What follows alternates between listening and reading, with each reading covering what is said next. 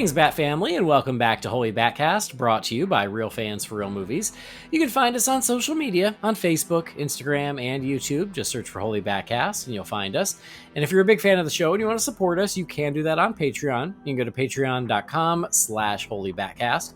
And as always, a big thank you to our patrons. You guys are awesome. We really do appreciate you. We keep making the show. You could get it for free, but you're nice enough to go, you know what? I appreciate the work you do. And I hope you know that I appreciate you recognizing that. We're also part of the Real Fans Podcast Network. You can check out those shows at rf4rm.com. And as always, I'm your Bat host, Andy DiGenova. You can find me on Instagram, Blue Sky, and Letterboxd. It's just my name, Andy DiGenova. So this episode, we're going to talk about one piece of news that I think is worth chatting about, especially with my guest tonight. So we're going to get a little news out of the way at the beginning about the Clayface movie, and then we're going to do a little look back at season 1 of Creature Commandos. And joining me for that is my good friend and the person who helped me kick off the conversation about Creature Commandos when the first 2 episodes dropped. And so now that the whole season has come and gone, I wanted to hear how it worked for him now that it's all behind us, or at least season 1 is. So I am proud and happy to welcome back Mr. Sean Gerber. Hey, Sean.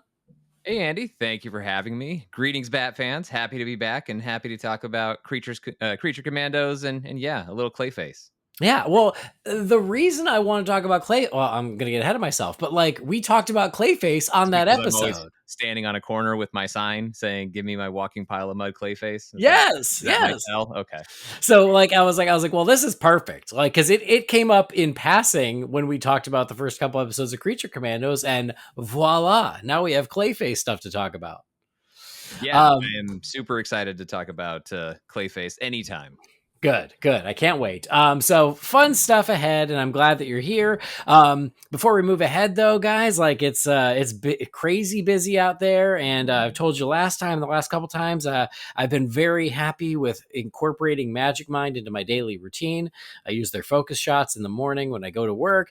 I just started using their sleep shots and get nice, peaceful sleep. So, whatever it is going on in your life, I don't know if your life's as hectic as mine. Probably everybody's busy.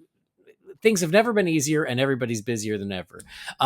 But it's just that extra little piece of arsenal that you can put in your utility belt to help you out, give you a little bit of focus with the Magic Mind shots, and then again, something at night if you need a little help sleeping. Really been happy with their stuff. And like I said, it helped me last time when I was feeling a little under the weather. I took the Magic Mind before recording, and it seemed to help, so I like that. But if you want to go out and try Magic Mind and just use it as one extra little thing in your toolkit, help build that mental wealth as they've been really trying to get that word out, go to magicmind.com/holy20, holy for Holy BatCast, 20 for the minimum amount of money you'll save, 20%, but you can save even more depending on what you end up buying. But they've been very supportive. And again, I've been very happy with using it daily. So if you're out there and you're looking for a little extra something to help you out, I think Magic Mind could just be that. But if you are going to give it a try, just please use that code HOLY20 to save a little bit of money and to also help out Holy BatCast in the process. And let's say you order it and let's say you start taking it and you're like, you know what? I'm glad it works for Andy. Doesn't work for me. You can send it back for a money back guarantee. So that's also nice too. They are that confident in their product. So just want to keep you guys in the loop about Magic Mind, and it's been very good. And again, if you want to give it a shot, go to magicmind.com/holy20. So moving on to the subject at hand, and what I was referring to, Sean, if you remember, and I don't remember verbatim. I didn't go back and listen to our first Creature Commandos episode, but somewhere in there Clayface came up. Yes. I don't remember how or why, but it came up, and I was like, listen, man, like if anyone will give us a walking pile of mud, it feels like James Gunn's that guy. Like he seems like he'd be the one to want to do it. And you're like, I hope that's true, and I would love to see it, and I just hope I get Clayface in a movie before I die. I'm obviously putting some words in your mouth, but essentially that was the sentiment. All those things are true. Yes, that was essentially what you were getting at. And I swear to you, like within the week of posting that episode, they announced the Clayface movie. Yes. And I was like, Sean, they were listening because holy crap, this is happening. They were listening, but it's hard to know how much they're listening and how intently they're listening, because I'm excited about getting a Clayface movie while also then the excitement very quickly turns into the neurotic fan worrying of, but is this going to be the sort of walking, talking pile of mud Clayface that I'm hoping for? I mean, it's fair. Now, according to what we know right now, is it does seem like this Clayface is part of the shared universe DCU, Right. which is a good step in the right direction. Because guess what? Creature Commandos Clayface shows up, and so I imagine it's the same Clayface. Um, if you know, if we're understanding it all. And when they announced it, we knew that Mike Flanagan wrote it. At that time, it was already pretty well assumed that he was not going to direct. It seems like his plate is very full as far as directing goes, and so I think all of us would have loved it if he had directed. I assume you're a Flanagan fan. Most people I know are. Oh yes, I think, absolutely. But yeah, yeah, it was he's similar great. thing of excitement that Mike Flanagan's involved, and oh, he's not directing. Okay, I get why, but Yeah, also a bummer. Nothing right. against now that we have director news. Nothing against anyone else, but yeah, there was that excitement, and then, but still, either way, smart person's involved in getting in shepherding this project. So thumbs up on that. And I love that Mike Flanagan, as busy as he is, still found the time to be like, well, I really want to write a Clayface movie. And so he did. He wrote That it. yes, and that's the best place you could ask for something to come where like he just cannot. Mike Flanagan has this Clayface movie in his brain, and he just has to get it out, despite not having the time to get it out. So like Right. Yeah, yeah. that's as organic and as inspired as you can hope for. I agreed. And I think that's so cool. And again, we'll take his involvement in any possible way. But again, we knew that he probably wasn't going to direct, even though we were still holding out hope. And now we know that for sure. But when they announced the Clayface movie, they did announce that he had written it. And at that time, they gave us a release date of September 11th of 2026. And at that point, the Batman Part 2 was still like 3 weeks later. I think it was like October 1st of 2026. Obviously, now it's been Right. bumped another year. And so again, that was sort of a clue of like, well, the Batman's going to move again, because if they just put a Clayface movie a few weeks before that, they're probably not both staying there. And James Gunn even said, he said, well, the Batman Part 2 script wasn't ready, but Mike Flanagan's script for Clayface was. So that's the one we're moving forward with, because the script was ready. And so that was really all we knew at that time. Is we knew the script, we had a release date, and more to come. And now we have a director, as you alluded to, and we also have a alleged budget. Yes. So the director, that it seems like he hasn't quite signed yet, but it seems like that is a formality at this point, at least the way the Hollywood Reporter is reporting on it. And this was their scoop. The Hollywood Reporter is that Speak No Evil director James Watkins has been chosen, and they're just working out the deal right now. But I guess his conversations and his pitches have gone very, very well, and he is now the guy. I looked up James Watkins. I did just watch Speak No Evil month ago, maybe a month and a half ago. I just watched it relatively recently. It's on Peacock for those of you who are interested. I looked at his resume. Most of the other stuff I was not familiar with, but he also did The Lady in Black, which was a horror movie with Daniel Radcliffe. Well, probably like 10 years ago now, but he did that one too. And that one honestly was really, really good. And I really liked Speak No Evil as well. So far so good. I'm feeling confident about James Watkins, but director wise, how are you feeling, Sean?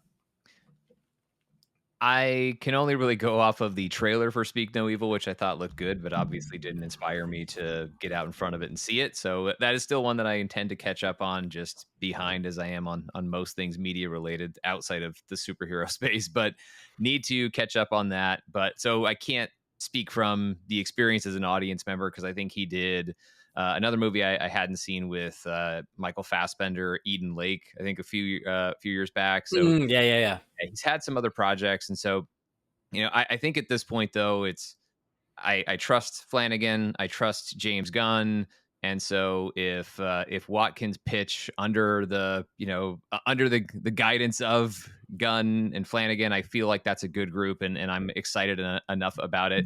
You alluded to the reported budget at $40 million. And that's where, again, I don't know that I can get a walking pile of mud for $40 million. So that's where I do kind of wonder what we're going with. And you mentioned we did get the walking, talking pile of mud in episode 5 of Creature Commandos, which I loved, and I know we'll get into for all the reasons you would just automatically assume that I would probably love that episode. But Clayface in the comic books, there are different people who become Clayface. And Mhm. so what we could have is, the walking, talking pile of mud that we saw in Creature Commandos was a version of Clayface. And then there was a different version of Clayface. I mean, if they go back to some of the original comic book version, which I know Hollywood Reporter alludes to in their report, and it really is more of a struggling B movie actor who injects himself with stuff, and then of course it's really more about reshaping their face and their form a bit. It's not necessarily what we remember in iconic fashion from Batman the Animated Series, or similarly to what we've seen in Harley Quinn, or a lot closer to Batman the Animated Series style, form, or lack thereof, overall shape in Creature Commando. So I'm not sure what we're going to get, but this does feel like it's going to be a more, as much as I hate the term because it's so overused and misapplied, the grounded-ish version of Clayface, which it's not that I'm not excited about that. It's just that if that's what we're headed for, and I suspect it is at $40 million, if the budget that Hollywood Reporter is reporting is anywhere in the neighborhood of $40 million, then I'm guessing. But maybe we're not getting a walking pile of mud throughout the entirety of the film, but we could see this version of Clayface again, if it is the same one from Creature Commandos, and it is indeed the same guy, that he starts out one way, and then by the end of the film, he graduates, evolves, or devolves into the walking pile of mud. So there may still be space for me to get what I'm hoping for. Yeah, you brought up a lot of interesting things. The first thing, and this is something I hadn't given a lot of thought to, is that you're right. In the comics over the years, there have been many different characters who took on the moniker of Clayface. And so you're right. Like in theory, the one in Creature Commandos could be the Matt Hagen version, and this could be one of the older versions, years ago or something. It could be a completely different version. I didn't even consider that because I hope that's not the case. But it's certainly possible if that's what they decide to do. They Yeah. have said it is much more of a horror movie. And well, I will say, to go back to James Watkins before we get into like what the movie might be, you should see Speak No Evil. It's terrific. It's a great, more thriller than horror, but it's really intense. It's a really good thriller. I'm I glad I absolutely watched want to it. see it, and I think if we're throwing out way too early casting suggestions, James McAvoy would actually be considering that and considering Split. If you're looking for a guy to play a whole bunch of different personalities coming out of one character, as he's taking on those personas, let's go ahead and fan cast while we're at it. Yeah, no, I think that'd be fine. Because they worked well together in Speak No Evil. So I thought Speak No Evil was really, really good. My dear friend JB Drewley did not like it, but that was more about, I think, the story than it was the Mm. direction. So maybe he'd be okay with this. But stylistically, I can see it segueing very nicely with Mike Flanagan's sensibilities. So I do, when I heard this, even though it's not a director who is on my radar, when I hear it and I had just seen the movie, I'm like, you know what? That makes a lot of sense. I can certainly see their two sensibilities gelling very well. So I'm like, great. This is someone who he made Speak No Evil for Blumhouse for probably $10 million. Who knows? I'm just guessing. But knowing the Blumhouse business model, something like that. And it was a really good, effective movie. And it was certainly felt like a full movie. It didn't feel like a cheap one. I'm like, yeah, this makes a lot of sense. And I think it's a really cool choice. And then as for the budget for 40 million, I heard that and my reaction was like, good, that's the right level of budget for a Clayface movie, because it's a Clayface movie. Like it, you Right. can't expect a Clayface movie to make $1 billion or even $500 million. It'd be nice if it did, but like budgeting modestly. And I think we've had that conversation years But if it past does, about, I am going to be the one who says I believed. So well, that's that's good. And that is your right to do so. But budget appropriately for the film. And so a Clayface movie budgeted at $40 million can be a nice, modest sized hit in the fall of yes. 2026. And everybody's happy. And like, that's, I think, just a really smart way to approach something as, I think, inherently risky as a Clayface movie. So I'm down for that. I think that's smart. Yeah. And then to That go to my, oh, sorry, go ahead. Oh, no, I was gonna say I totally agree on that front in terms of, the $40 million. When I question it, it's not about the business of it. That's totally a better amount of money to spend on a Clayface movie than say $150 million. But it does Right. just have me question how much of the VFX shots you can really have at that budget level, because obviously that is something that we see just causes budgets to skyrocket. So my guess is, walking pile of mud, if we get that, it's, a body horror progression that gets us to there for the end of the movie, as opposed to we have an origin that makes him this way, and this is just how he is at that completely advanced Clayface state throughout the entirety of the film. Yeah. No, I think that is also very possible if that's the way they go. But when thinking about the budget, I did think of like the Blumhouse model. Mm. And I'm thinking of something like The Invisible Man or I'm trying to think of Megan, was another Blumhouse movie. Like where heck, the new Halloween movies, those were made for like $20 million. Yeah. And they don't look it like they look and feel like real movies. You don't see a lot of scripting and saving, and they're just done very efficiently. And so I'm like, well, for $40 million with the right filmmaker and just spending your money smartly, I think you could still deliver a satisfying Clayface movie. So yeah, I was really thinking more along those kind of Blumhouse lines. But again, Yeah. this is twice what Blumhouse spends on their spendiest day. So that's it's not nothing. It's not, and as it being, I think, obviously having more of a horror vibe, that also helps you, as Blumhouse does. That also helps you conceal some of things in terms of visual effects.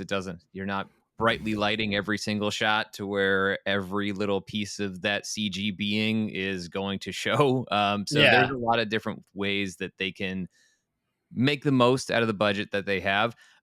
Chief amongst those things, by the way, is hey, they already got a script they love, which is not always the case going into the making of a superhero movie or superhero hmm based movie. So that also saves some money in terms of making sure the dollar spent actually show up on the screen. So yeah, I'm not ruling out the walking pot. Well, and also, look, a lot of the times he's going to be spent in the shape of a human person, and so that was what I was going to bring up next. Is like like they can use a lot of that time where he is someone else, and maybe his face just starts to melt, or his hand starts to melt, or yeah. whatever. Where you like parse it out smartly.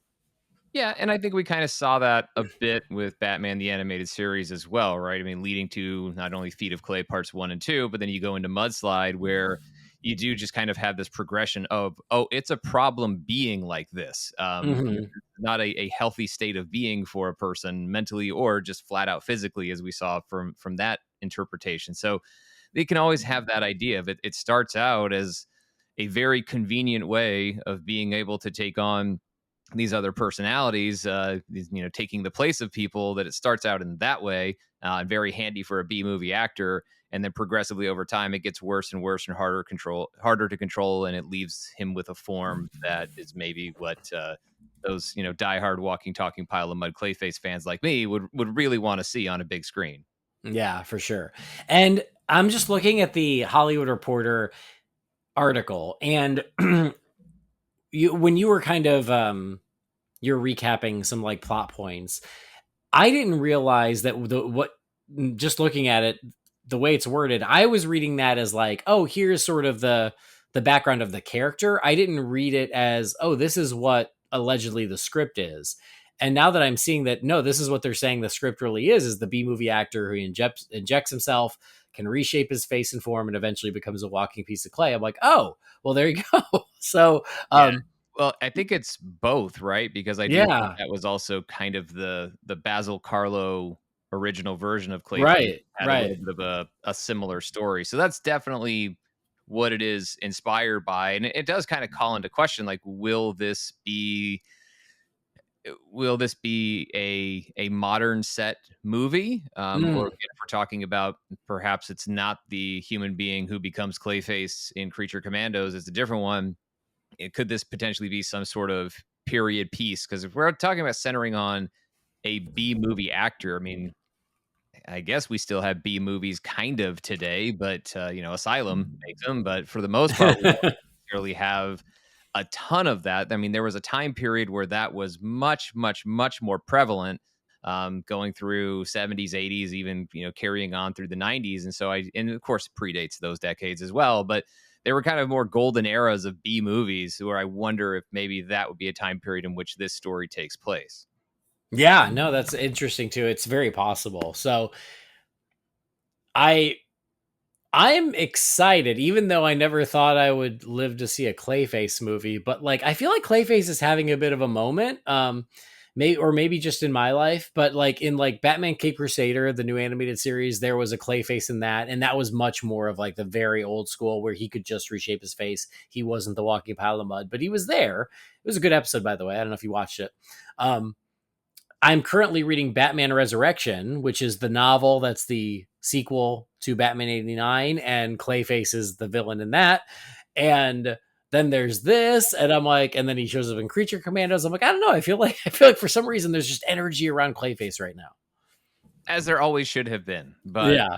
I'm so glad that this moment is finally happening. No, this is something that as a fan, I pretty much gave up on a long time ago. Not to say gave up in terms of, oh, I don't want this anymore, but it didn't even feel like something, especially as, every time we restart a Batman franchise, we have to see the Joker again. So, I say this lovingly as someone who loves the Joker as a character, Mhm. but I haven't really been digging deep into the Batman Rogues Gallery as deep as they can or should on the big screen, and so just thinking Clayface is a little further down the list, and whether or not that was actually going to happen, and then also the whole idea around making Batman as air quotes real and grounded as possible on the big screen had me wondering whether or not this was the sort of thing that we were ever going to see. But this James Gunn was a boost of confidence that we could see these types of things in movies, and of course, what he treated us to in Creature Commandos is another boost to that. I know it was an animated show, not a live action movie, but it's all set in the same universe. So that I will let that Clayface be a beacon of hope along with this movie, and just see what it turns into. And I like it. I mean, I think that Clayface as a character, I'm always kind of dubious about these. Making the villain the star of the movie because we've seen that Mhm. not go so hot over at Sony. But I think for Clayface, it makes sense because I don't think they're going to spin this as Clayface is the hero of this movie. There Mhm. might be some element of tragic villainy at play and a tragic fall from grace, and oh, how terrible and horrific what it is that happened to this guy. But also, he's still going to be a bad guy doing bad things, as opposed Mhm. to, oh, in this movie, we want you to root for him, so he's not doing stuff that's that bad anymore, like you're used to from the comic books. I'm pretty sure that Clayface gets to be the villain of his horror movie, or so Mhm. I would think. And if we're going to have villain centric movies, it helps if we let the villains still be villains. Yeah, agreed with that. And I do love that it is a horror themed Clayface movie coming out in the fall. I'd nudge it a little closer to Halloween if it was me, but hey, September, close enough. I just They think still that's might. really They fun. they still might. I mean, they didn't want to immediately punt the Batman 2 when they dropped it, so they may still ultimately ease this back a week or two or three and get closer to Halloween. I'm not sure what October 2026 looks like, but I Right. Yeah. wouldn't bet against a little gentle nudge back on the calendar for this one. Yeah, for sure. Another thing to note, well, two more things I want to note is that Matt Reeves is listed as a producer on this, which is He is. interesting. Um, Especially because like it seems like yeah, it's part of the greater DCU, not his Batman universe. But speaking of like Clayface having a moment, there have been rumors very prevalent that Clayface will also show up in the Batman Part 2. So it's like everybody wants a piece of Clayface right now, I guess. And obviously that take that with a grain of salt because last we heard they still hadn't finished the script, so who knows, but it's Right. interesting nonetheless. Yeah, I kind of feel like there could end up being a custody battle over who gets this Clayface. So if it's as successful as I would hope that it is, and has a chance at being in terms of at least in terms of profitability with a budget at $40 million, which I know for a lot of people out there that is a crazy budget, but for by comic book movie standards relative to that scale, that $40 million is a bargain. And Yeah, so that absolutely. budget, it could be, as you noted earlier, very, very profitable. But it does make me wonder because James Gunn and Matt Reeves both kind of have a hand in this. And so I'm like, well, who gets this Clayface? And so Mm-hmm. I know the idea is that it's part of the DCU, but I don't know. And there's still a lot of questions with regard to how much Matt Reeves' Batman franchise will or will not play with the DCU. I mean, I still feel like that's an outstanding question anyway. I know we've been given answers, but until we actually see how it's put in practice, and they actually, the Batman 2 graduates from alleged movie status to really moving forward, it's definitely something to keep an eye on. Yeah. And then the other thing that is just an observation, but it's crazy to me, is that with this new DCU, it's nuts that the first 3 movies will be Superman. Okay, that's not nuts. That makes sense. Superman should be the first movie. Then Supergirl, which I'm like, okay, I'm down with that. That's great. But the third DCU movie will be Clayface, which was not on the slate. Yeah, When James Gunn yeah. was laying out this first group of DCU films, Clayface wasn't on there. But I really do like the immediate willingness on the part of James Gunn and Peter Safran, the whole operation over there at DC Studios.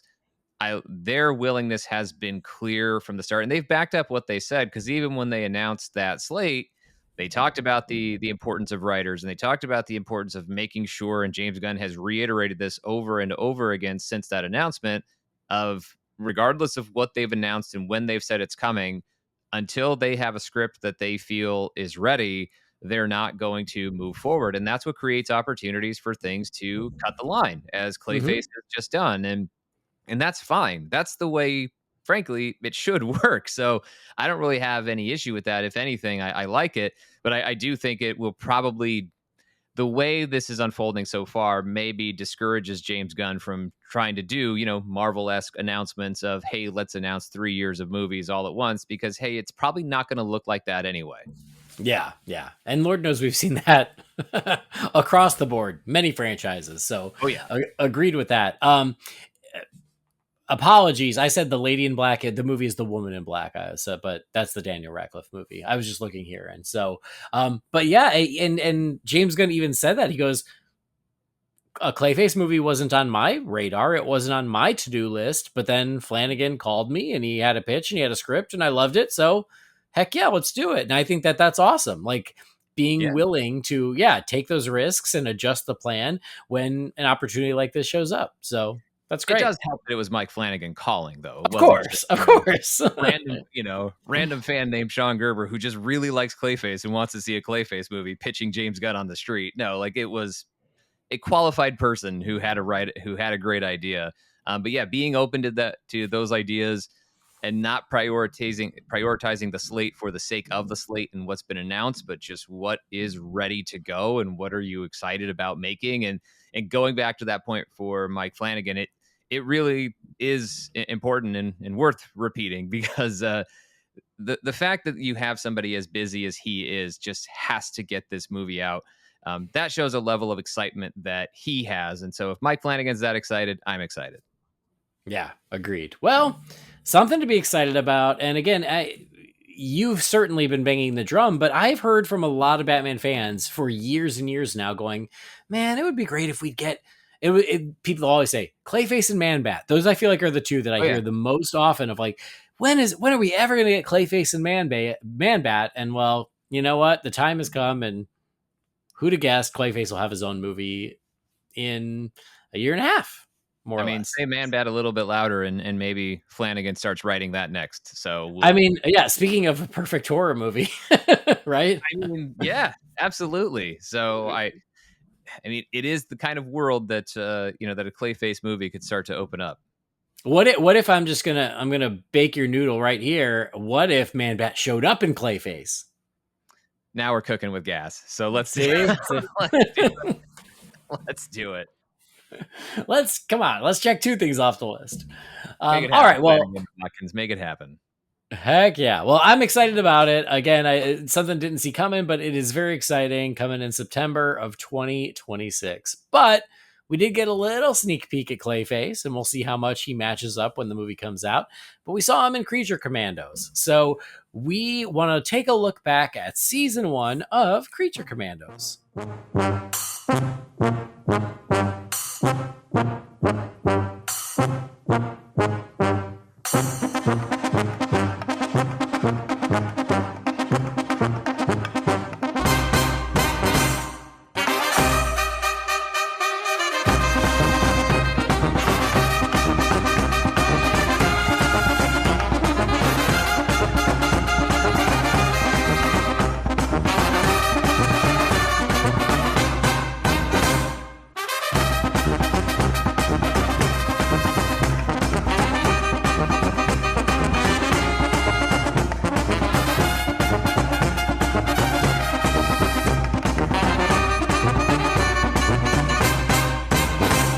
And Sean, you were nice enough to help me kick off season 1 when we did the first 2 episodes, and now we've seen the entire season.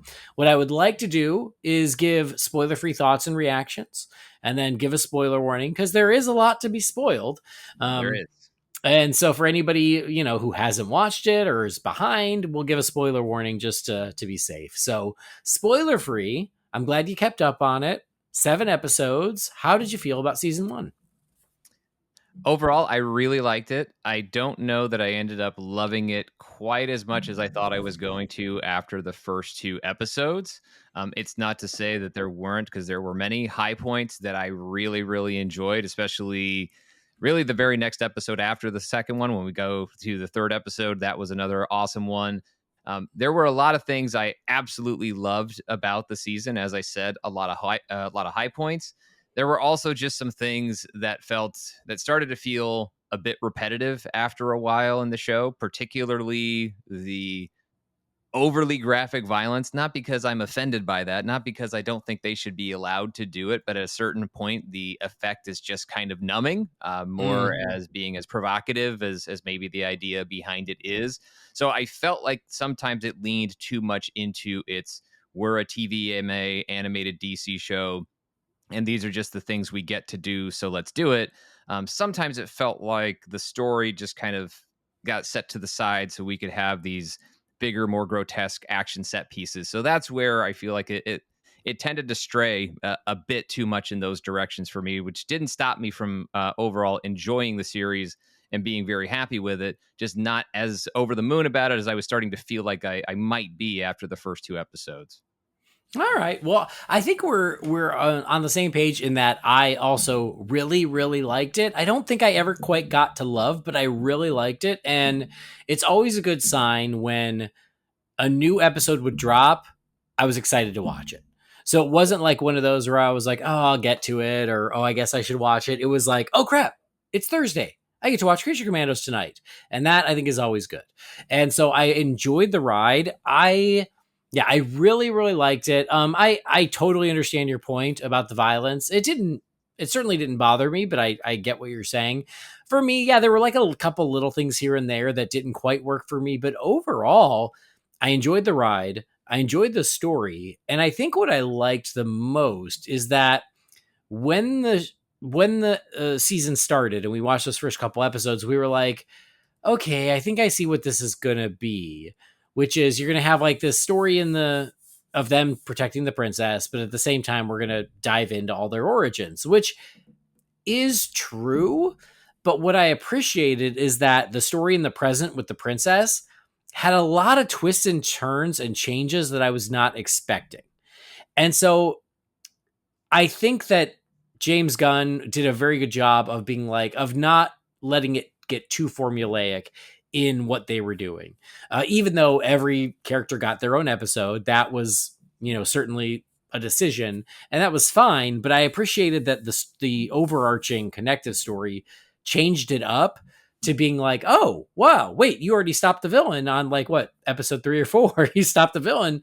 Where do we go now? And obviously we see where it goes. So I think the animation was great. I think the action in general was also great.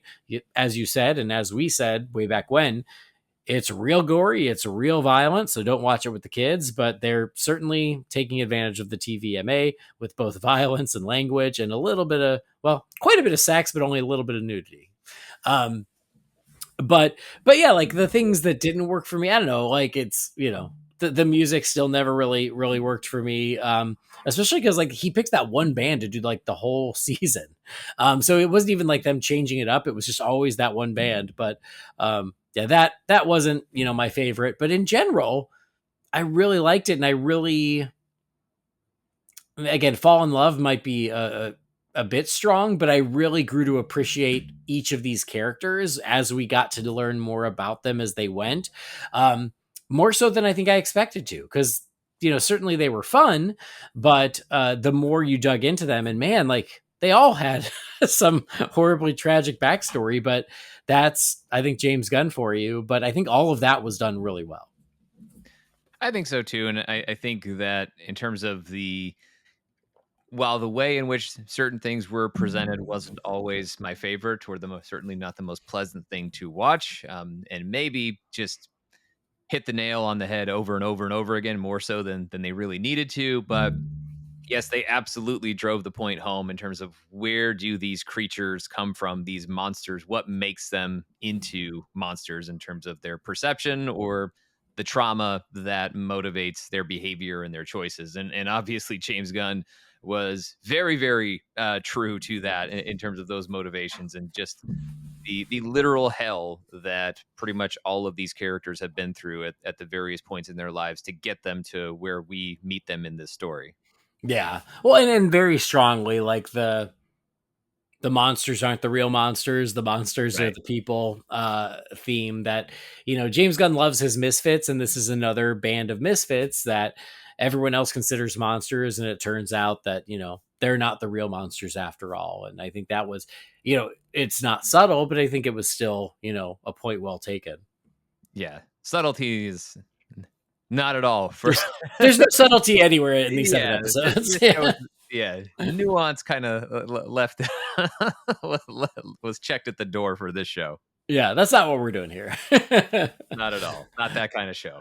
I will say again, I don't think this is really spoilery. Is we talked a lot about Frankenstein and this version of Frankenstein. FYI, I found a great video.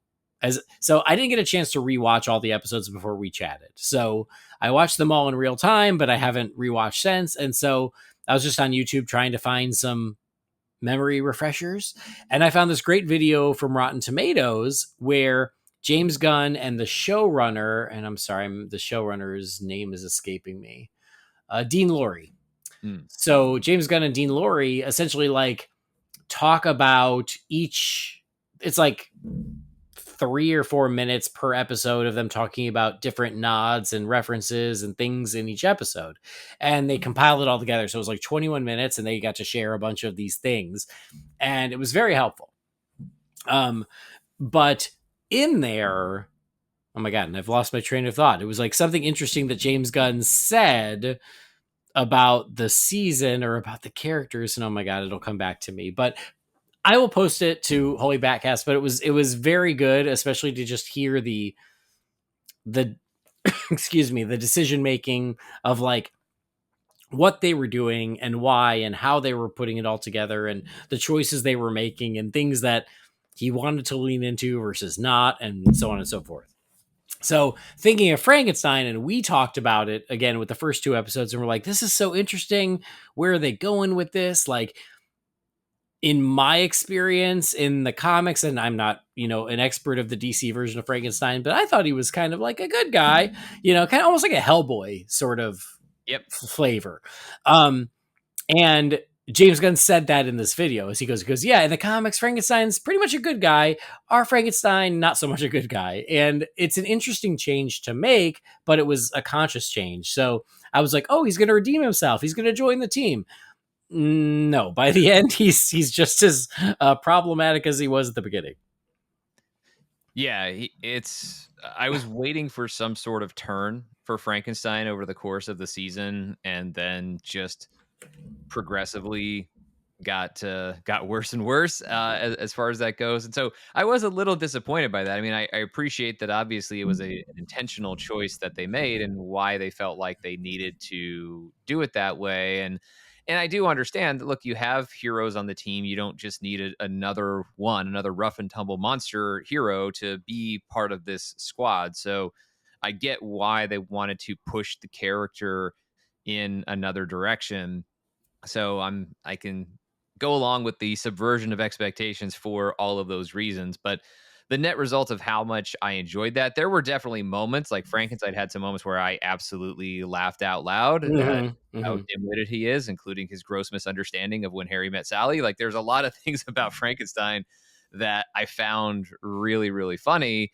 And I can kind of respect when you were hoping for something redeemable, they double down, especially when we get into Frankenstein's, backstory, the continuation of his backstory from episode 2, when we see that in episode 5, and then even giving us a post-credit scene at the end of episode 7 that sets up another similar scene that I think, I don't know if we're getting into spoilers yet, but a similar thing that just kind of sets up just how irredeemable this guy is. So I can respect the choice, even if it's not necessarily how I would have wanted to see the DC Frankenstein. But this is not Clayface levels of my diehard fandom here. So this is definitely one that if they want to make changes, I'm open to it. And as I said, there were still plenty of moments where the character was very, very entertaining. For as bad a guy as he was, but also as doofy as he was in a lot of areas too. Yeah, I completely agree with that. Like, I wanted him to be a hero just because I like him. I think he's cool. And so for them not to do that, I kind of had to reconcile that. But you're right.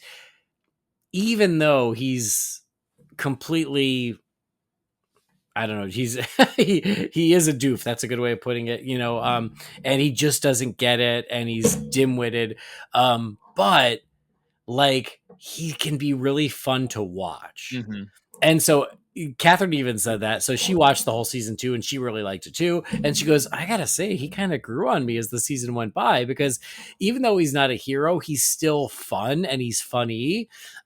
Especially with just his misunderstandings of social cues and the way things work. And, I mean, you could argue that's why he's bad, because in his mind, some of the things he does, including like the choice that makes him seem so evil in episode 5 and his backstory, the things that look like the most evil things to him, he probably sees as some noble act of mercy or kindness in his own warped sense of things, of Mhm. how he can still see himself as heroic in the same way that him stalking the bride feels like this, this centuries old romance that has, withstood the ages, even though it's been entirely one-sided in his mind and had nothing to do with the bride and what she thinks and what she wants. So that's just kind of how warped Frankenstein is. And I guess that's how he was made. So maybe it's not all entirely his fault, but he's had centuries to learn, and that's not going so great.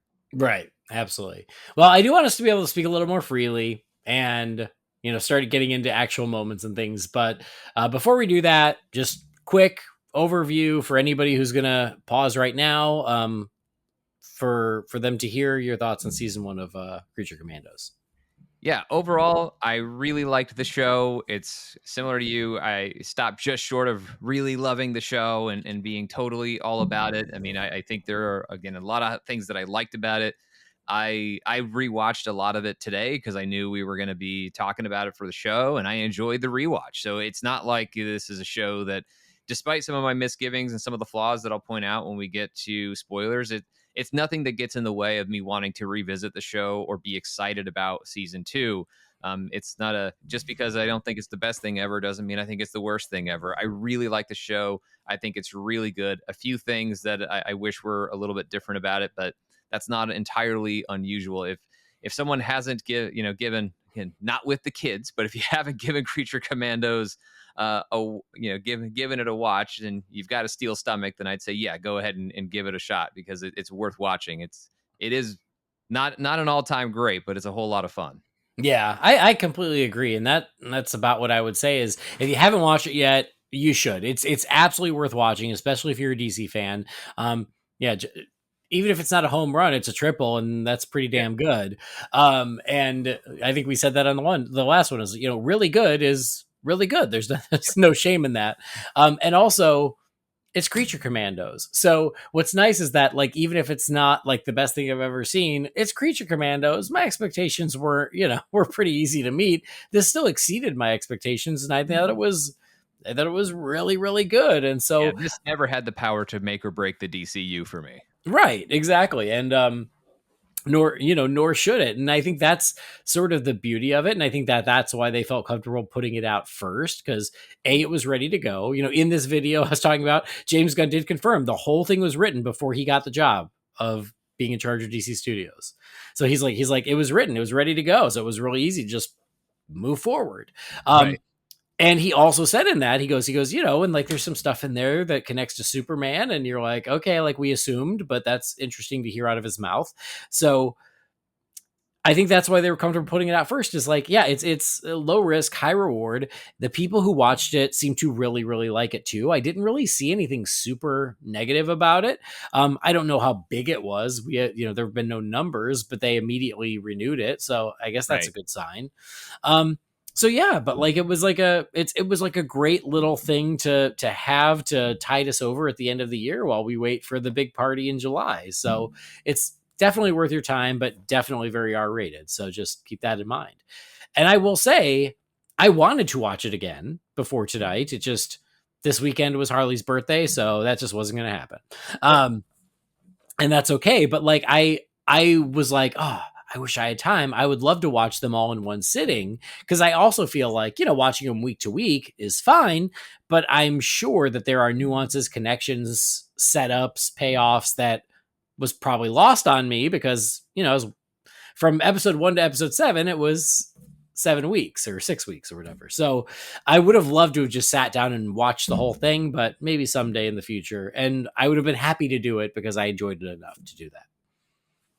Yeah, I mean, I watched because I knew we probably wouldn't focus as much on episode 2, the first 2 episodes, since we covered those. But I watched 3 through 7 in succession today. Was lucky enough to have the time to do that on this Sunday, and so had the good fortune of that. And it played really well, just kind of binge watching, which actually is not my preferred way of watching just about anything anymore. I'm a big fan of weekly releases, but in one sitting, though, this played or mostly in one sitting, 5 out of the 7 episodes, this played really well for me today. Yeah, I was curious about that because I could see it working almost as an animated movie because it is so connected and it is just one story.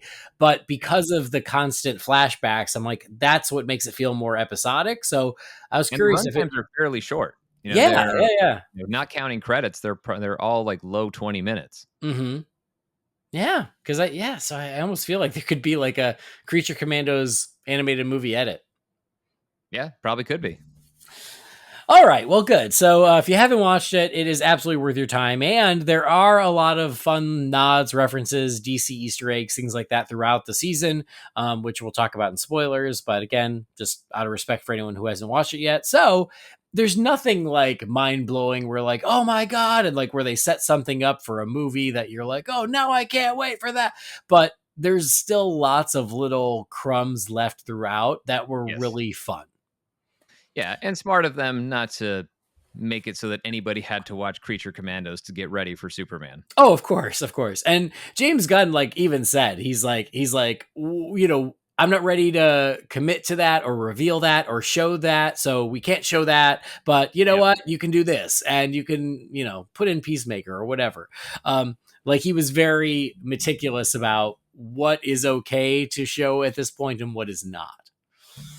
So anyway, let's get over the spoiler wall so we can speak in more detail. So if you haven't seen it, check it out. All 7 episodes are on Max. Season 2 is coming. We don't know when, but again, right? I think it was like the week of the finale they announced season 2 is coming.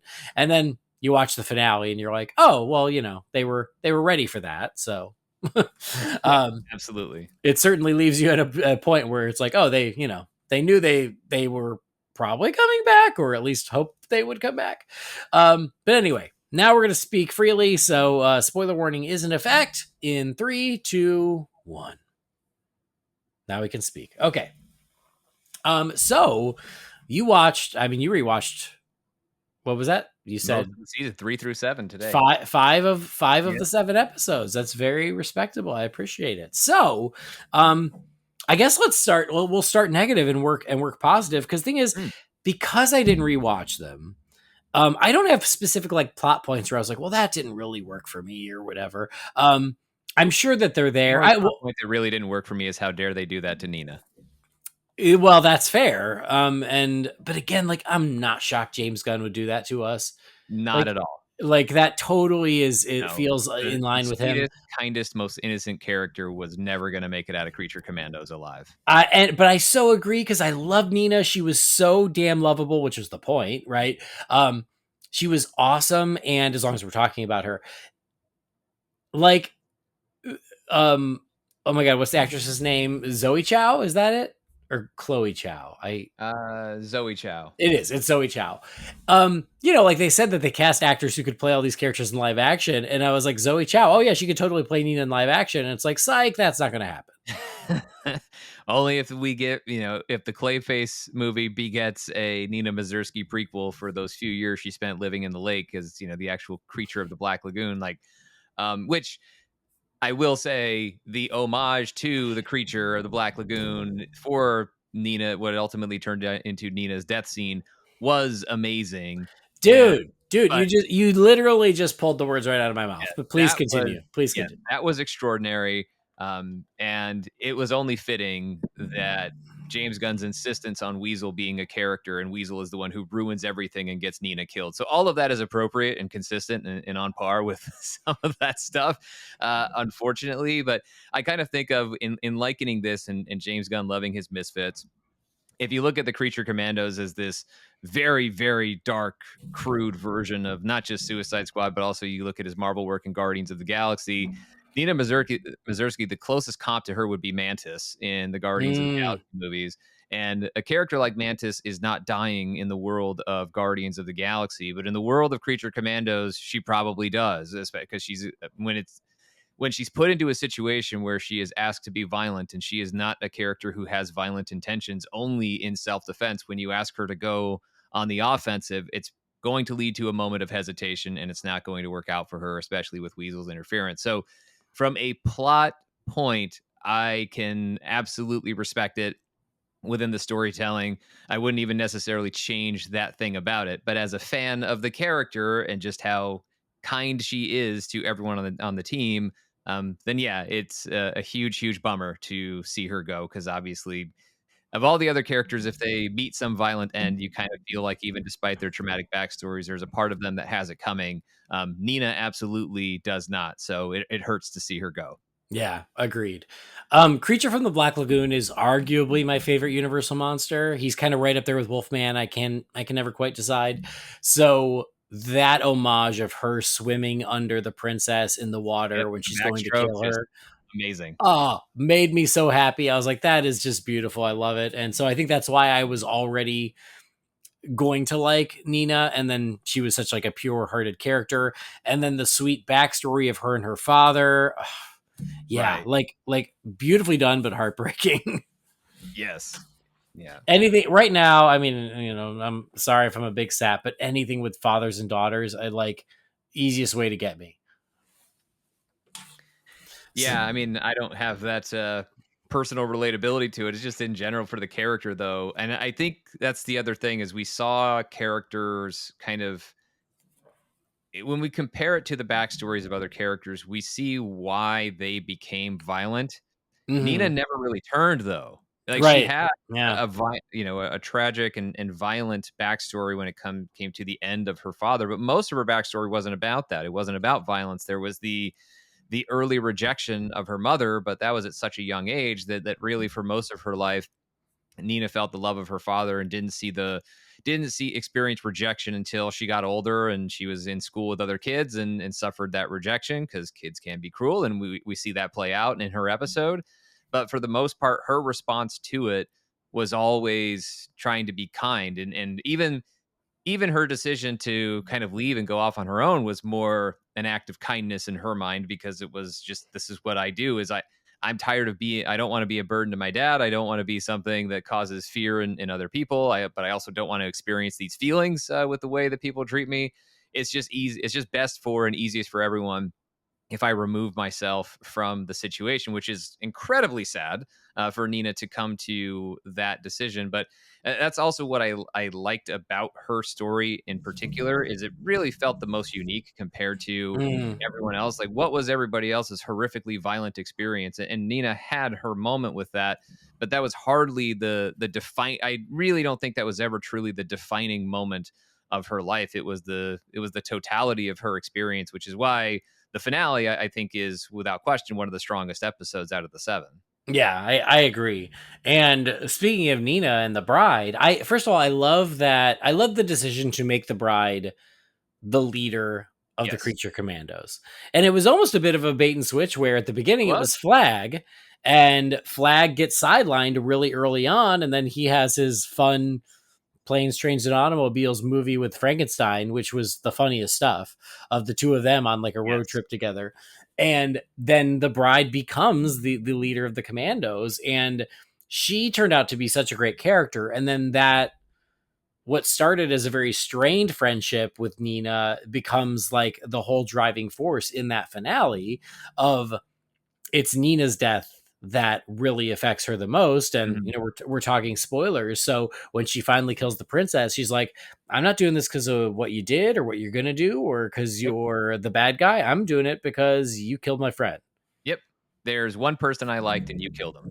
Yeah, And that's just it. And even though the princess at that point in time killed Nina in self-defense. I mean, Nina yeah, was the one with the knife, right? And so it's not even this completely unjustifiable evil killing on the part of the princess, but it doesn't really matter. And I think you see that for the bride in the way that she explains her decision, even if the princess had nothing to do with Clayface or had nothing to do with any of the other scheming within the course of this series, the bride kills her anyway because the princess killed the bride's one friend, and we see how reluctant the bride is to have any friends or acknowledge any friends, but she just can't help it with Nina because no matter how she treats Nina, Nina is nothing but kind to her, which is an experience that the bride hasn't felt since the guy who made her and also became her lover, which also has a lot of other complicated issues that we kind of talked about a little bit in the first 2 episodes. But setting that aside, I mean, the only person who's ever been truly, purely kind to the bride is Nina,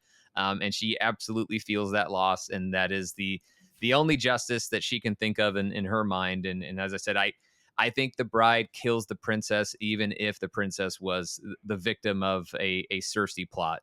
yeah, Either yeah. way, either way, she's killing the princess because the princess took out Nina. Yeah, I think so too. I loved the scene or the sequence when Nina and the bride end up holed up in the brothel. Yes. And it's sort of this like they're like they're in hiding more than anything, and then those guys come in and Mhm. get out of control, and just Nina and the bride like lay waste to them. And I found that one of the most like satisfying little side quests in the entire series. It was, and a great showing by the madam of that brothel and her reaction to metahumans. I mean, they don't try to act as if she can overpower the two metahumans who are causing trouble there, but I love the way that she stands her ground. And then, of course, obviously, it's the bride and Nina who ultimately have to step in.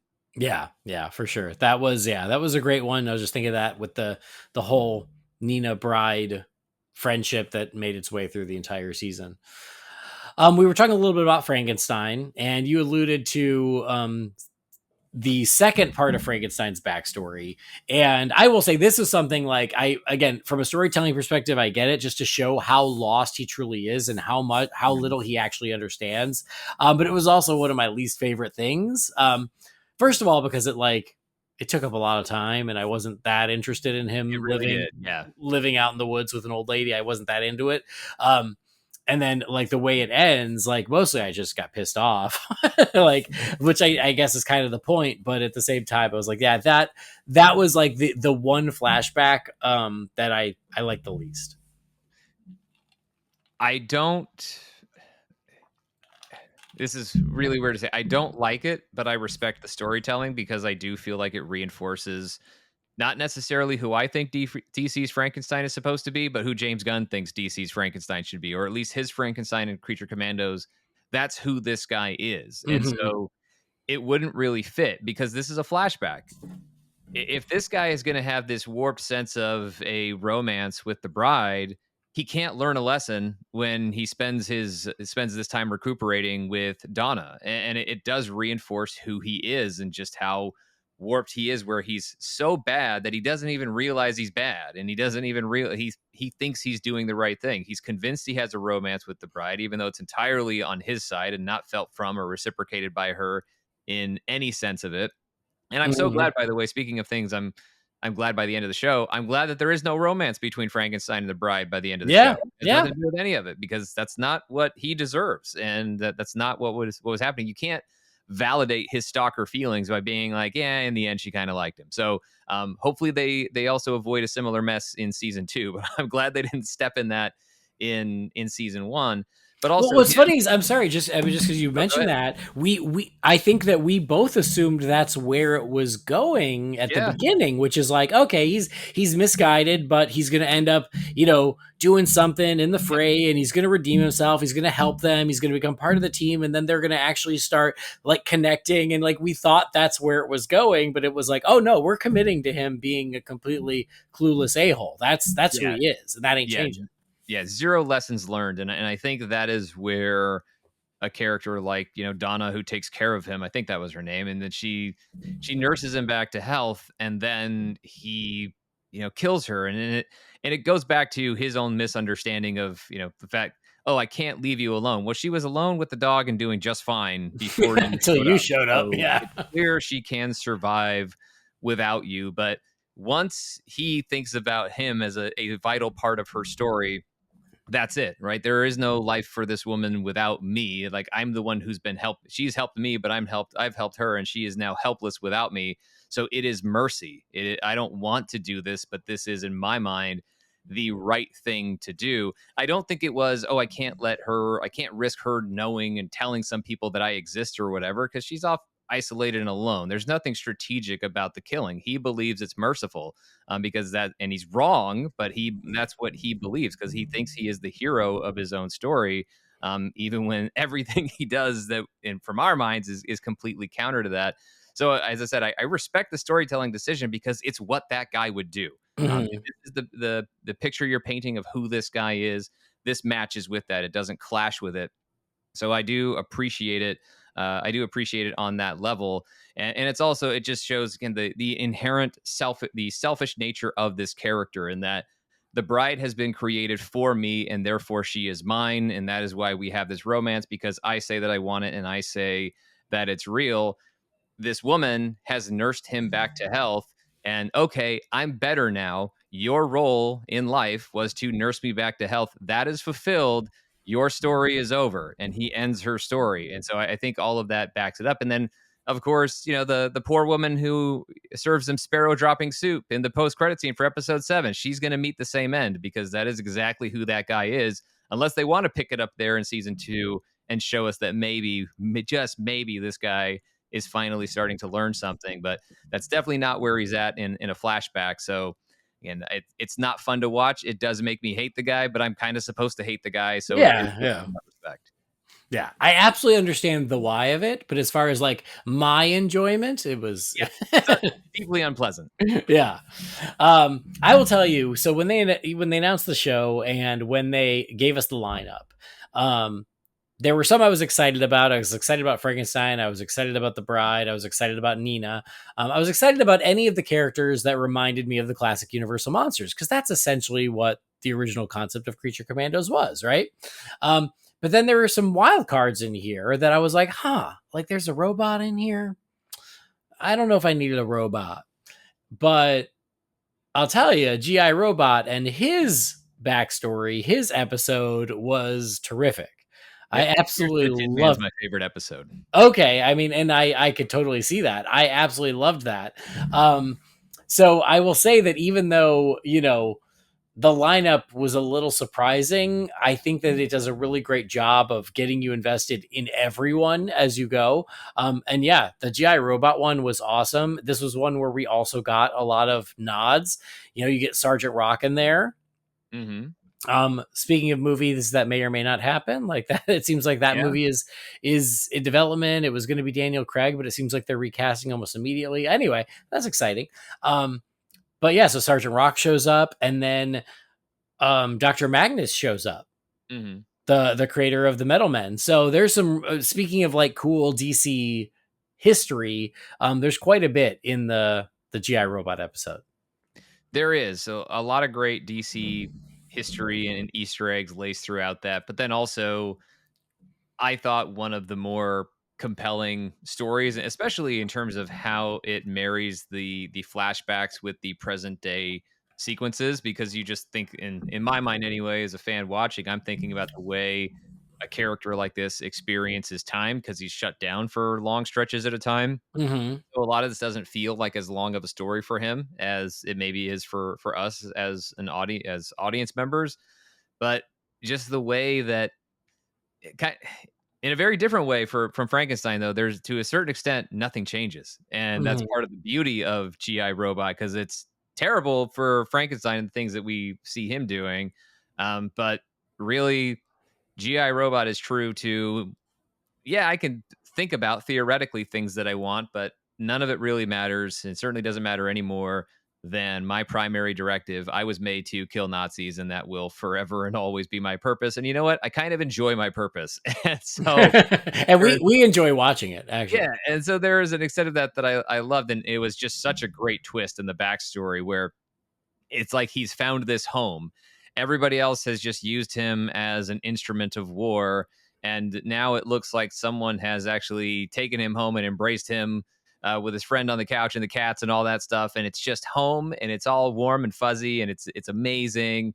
And then all of a sudden, when he goes to a meeting with that guy and he realizes who that guy is and the rest of the group and what they want to recruit him for, and he sees Nazis and he kills Nazis. And it didn't matter how nice this guy was to him. It didn't matter that he found some friend or family or whatever he was getting there, because GI Robot, true to what he says to Dr. Magnus, what I want is irrelevant. And I have a purpose, and that is what I enjoy, is fulfilling that purpose. And I mean, his glee at the end of it, when there's like, are they Nazis? Yeah, sure, they're Nazis, and he just lays waste at the princess's compound. In, was it Pakistan is the name of the country? Like, Yeah, yeah. it's just amazing to see. I absolutely loved it, and it got me excited about. I mean, I'm very spoilers with season 2. Glad that GI Robot was back, and I figured as a robot he had to come back at some point. Yeah.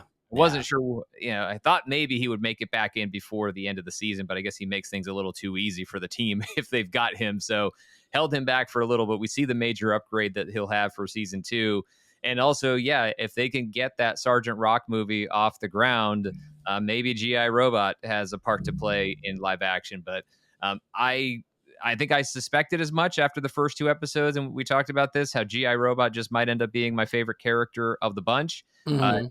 Turned out, yeah, he was, and this was definitely my favorite episode. That's great. I was going to ask you that, but there you go. There's the answer. And it's a great choice for all those reasons, because yeah, it was a compelling story, and I loved the shifts in time, and then like what a great payoff in the present with what they were doing now for him to just go ham at the end there. It was terrific.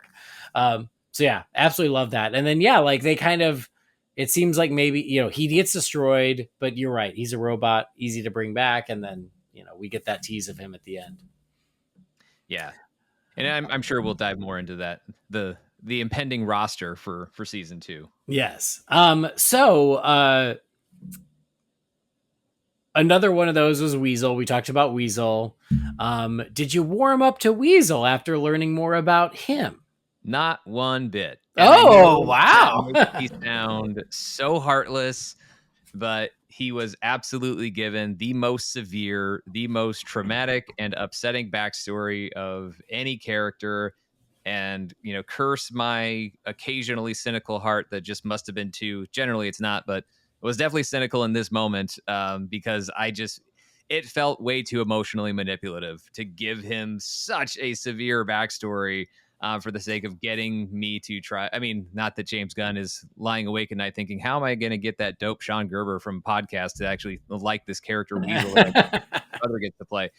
Doesn't care at all, and nor should he. As he's listening to this right now, there's a single tear going down his cheek.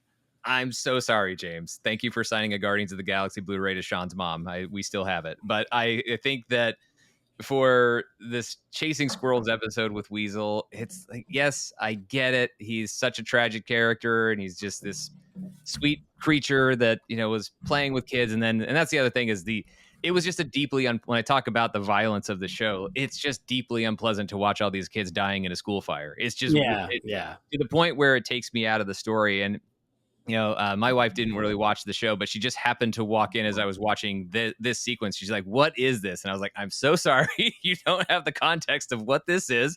But yeah, this is Creature Commandos, and it's James Gunn, and here's where we're at. But anyway, it was A for effort, because I know what the goal was here, and I'll bet it worked on a lot of folks, perhaps yourself included. It just couldn't get me there to care about this character. He's just still too, I don't know what it is for Weasel. It just ultimately doesn't click for me. I will say the episode worked for me. It did. I agree that it was unpleasant to watch, kind of like the old lady with Frankenstein. So, when I realized where it was going, I was like, you're not really going to kill the kids, are you? And I was like, wait, at the beginning, they said that he killed 8 kids. Yep. I'm like, oh, so yes, it was certainly hard to watch, but it did work because I'm like, God, it's so tragic. But I will say, it did make me like Weasel more. But then when he screwed up at the end and got Nina killed, that made me kind of backtrack a little bit. I think the 4th episode had me graduate from, I just kind of want this character out of the story, to, okay, I can tolerate the presence of this character in small doses. And then when he screwed things up for Nina because of his own flashback and confusing the princess for, the last little girl that died in the school, then I was like, okay, we're done here, Weasel. I just can't anymore. Well, I mean, I never could, but I definitely can't anymore.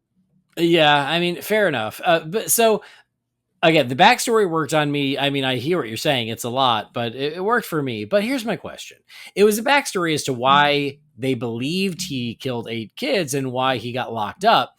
Right. But it still doesn't explain what the hell is Weasel. What is he? Is he a human? Did he turn into this? Is he just an animal that got experimented on and became a little human? Like, what the hell is he? I don't know what he is, and they don't seem to want to tell us. What the hell is he? And also, why is he on the team? Like, he doesn't really do anything for the team that can't otherwise be done. So that's the other thing about his purpose that I feel like isn't ultimately justified by the story. Like, I don't see his value. Like, we knew that Nina at some point, she's the least violent of the group, but she's got a pretty cool water feature that is going to come in handy at some point, or they thought, or so they tragically thought, that was going to could have a role that she, if not for Weasel, she could have fulfilled that role. So we knew that she was going to have, there was some sort of strategic specialty for her that would allow her to be valuable to the team. I don't know what the team gets from Weasel. I really don't. And so I'm not entirely sure why he's there. I know in terms of misfits that Weasel basically just gets to be a big dog on the team, and James Gunn, like many of us, loves dogs, and so that's where Weasel is, even though not quite a dog if he's a weasel. But either way, he kind of plays that role of this sweet creature, and even bonds with the dogs, with the wolves in a later episode. So that's kind of what he's supposed to be, is a sweet, misunderstood, also grotesque creature. And that's kind of it. But it doesn't understand why you would want him to be part of your Suicide Squad or your Creature Commandos.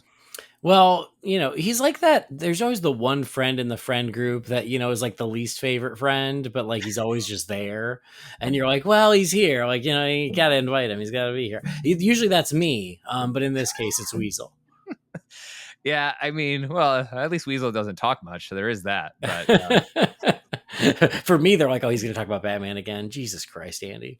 Well, they're lucky they get to hear you talk about it. So this is my other concern, about Weasel, is that, James Gunn said he's like, werewolves have always been my favorite monster. And I'm like, me too, along with Creature of the Black Lagoon. I love werewolves.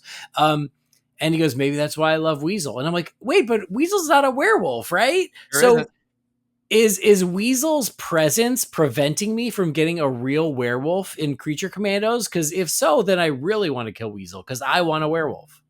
All that's completely fair and rational to me. So okay, good. Thank you. We're on board with that. You understand where I'm coming from. Yeah, like they could just not acknowledge Weasel in season 2, and that's fine. I don't need to know what happened to him. I don't care that you teased him as still being part of the team while he was licking himself at the end of season 1. If he just finds his way, stuck on the editing room floor for season 2, I'm just fine with that, which I know sounds so mean and it's not got nothing to do with the voice performance of the great Sean Gunn, who's awesome as GI Robot and incredible, of course, as Rocket, and then of course in live action Kraglin in the Guardians movies. Big fan of Sean Gunn, big fan of James Gunn, just not at all a big fan of Weasel. All right, fair enough. We talked about the Frankenstein and the old lady, but that was also episode 5. That was the same episode with Clayface. So, again, there was a little subplot where Frankenstein sees Flag with the bride and, of course, jumps to conclusions. He's like, well, now I got to kill this Flag because she seems to like him. And Flag's like, what are you talking about, you crazy person? I worked with her for 3 days. I don't even know her. And then Frankenstein's like, great, we'll be best friends. And so some of that stuff I thought was really funny. It was like, well, me and my new best friend, Rick Flag. And then they go on the side mission with the professor who turns out to be Clayface. One of the biggest laughs I got was when the professor, which we learned was not the real professor, was like, what do you think of when you think of Themyscira? Themyscira, yes. And she goes, lesbians. Yes. Writes it in all caps on the chalkboard too. Yeah, that killed me. But anyway, so it's revealed to be Clayface. The actual professor is dead, and so Clayface has been posing. So we already kind of alluded to it. I just loved that we incorporated Clayface here. Yep. I liked that we got a couple little tastes of Batman's world in Creature Commandos, even though there was just a little, but more than a couple. It's pretty Batman laced for a couple of the episodes. Well, the next episode is very Batman laced. So, but this one is just a little in that Clayface is present. Yeah. But as the world's biggest Clayface fan, how did you feel about his appearance here, and especially the fight? I loved the appearance in terms of the design of Clayface, walking, talking pile of mud, exactly as it should be. I don't necessarily love Clayface being as crude as, even though I did absolutely laugh at that scene. That part was really funny. I did like that there was kind of an interesting design twist that they gave him really sharp pointed teeth, as I'm used to kind of the more squared teeth design of for the walking pile of mud Clayface, whether that's in, I think Harley's has squarish teeth, and certainly the Matthew Hagen version. So giving him the sharp teeth just added a little bit more of that scary monster sort of look. Mm-hmm. And I like that he was a little like messier than we're used to him being. Yeah. Like it felt like the Batman the Animated Series version, but like messed up more, where he's just not quite as put together. And I thought that was an interesting way to go. I like that, and I also like just the idea that kind of his consciousness and his attention supersedes where his eyes are focusing, and maybe that's just part of the benefits of being this walking pile of mush. And so, the fact that he's still totally focused on his Mortal Kombat video game or whatever, and then he's still able to have little clay tentacles that go out and grab Rick Flag and Frankenstein.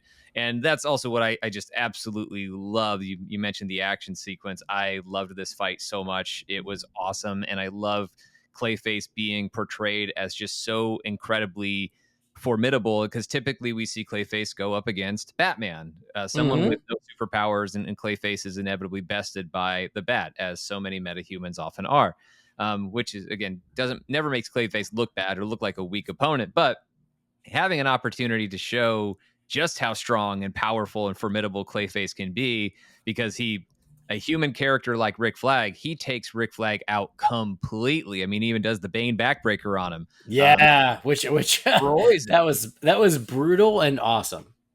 Agreed on both counts. And then to see him almost take out Frankenstein before, a little bit of electricity, a good way to beat Clayface, it turns out. So as we've seen before, so that all worked out very well in terms of the overall action sequence. It was awesome. It looked cool. Everything about it is just the kind of Clayface action that I was hoping for, and that's what a walking pile of mud can do for you. And they showcased it beautifully and horrifically in all the best ways in this sequence. So in terms of scratching an itch that I've had for a long time to see more Clayface action in DC stories, finally got it here with Creature Commandos. This was awesome. Good. I'm so glad. And I agree with all of that. I think it was so cool.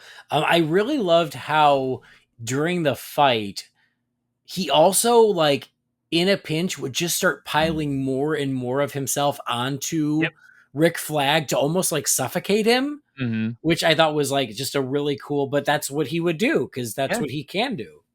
Yeah, and it makes him a scarier villain. I mean, talk about a horror villain in his own movie is that's part of what makes him so scary is that just also seems like a really awful way to go. Yeah. So Smothered to death by a you never want living to be pile of taken out clay. by anyone, but at the same time, if you are going to be taken out, there are ways that you would like to go out the least, and this feels like one that would be on that least list of ways you Yeah. would want to go out.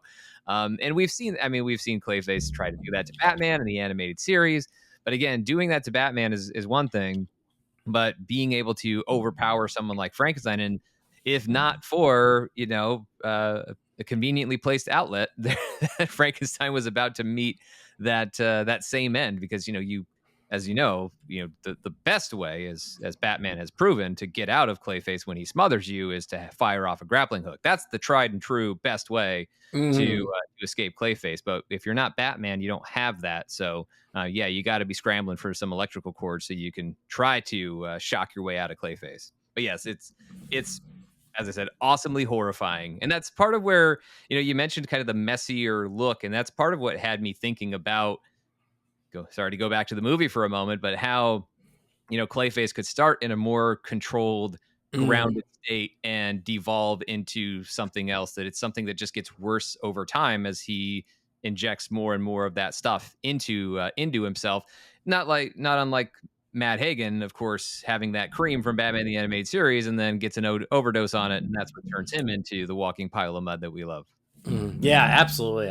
I just thought it was like what a smart character to layer in here Yep. to imply the greater DC universe, but also serves a very intentional purpose in telling the story of who could be posing as this professor. And then just, yeah, give us fans like a really cool Clayface sequence. So, yeah, I was very satisfied with it, and I hoped you would be too. Yeah, and it got cooler by the end of the show because who knew that Clayface could rub shoulders with royalty? I did not know that until I saw Creature Commandos. So when the bride unveils the true conspiracy, because that's the gag here, right? Is the team has been sent back to Pakolistan to take out the princess because they're buying into the Cersei vision, the clairvoyant vision of Ilana, the princess, laying waste to everyone, including Superman, including Peacemaker, Batman, Wonder Woman, everybody. And so to have this idea that, oh well, then the expert who verified what Cersei was saying, that was Clayface playing a part. No, it wasn't. It was Clayface cast. It was Clayface being conveniently placed by the princess to cast doubt on Cersei's vision. I loved that added layer, and just in terms of the intricacy of the overall plot, but also as a Clayface fan, I loved it even more that Clayface got to be a part of that. Not that Clayface is the one who would have ever designed the conspiracy, but hey, at least Clayface has the enough respect of foreign royalty to be called upon for such an important plot twist. Yeah, for sure. And you just mentioned it, and I'm glad you did because I forgot to talk about Cersei's vision that she gives to Amanda Waller of this is why she was after the princess. She's like, I'm not the one you need to worry about. It's the princess.